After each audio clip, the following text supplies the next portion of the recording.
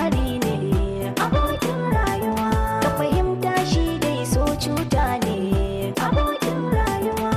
Na kiɗime in har na tuno ka na kan daɗa nutsuwa. In za ka yi so kai dan Allah riba ta yi samuwa, rike mai sauka domin Allah jin daɗin rayuwa.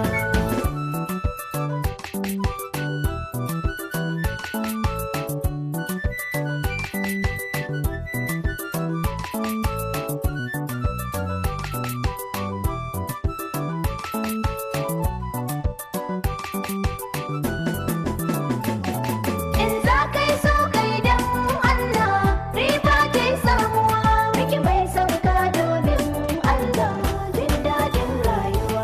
Soyayya bani na bari yin raki abokin rayuwa, ban so ka aje na a kofar ɗaki abokin rayuwa.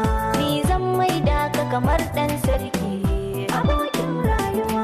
In ka dawo a gida na ganka baki ya kiran kuwa. In za ka yi so kai dan Allah riba ta yi samuwa, rike mai sauka domin Allah jin daɗin rayuwa. Na same ku ni na dace, Abokin rayuwa, matsayin mata na dole nake ce, abokin rayuwa, raini ga sa'anni na yi zarce, abokin rayuwa. ni ba ni da niyyar bambanci, ku rike da a rayuwa. In za ka yi so kai dan Allah riba ta yi samuwa, rike mai sauka domin Allah jin daɗin rayuwa.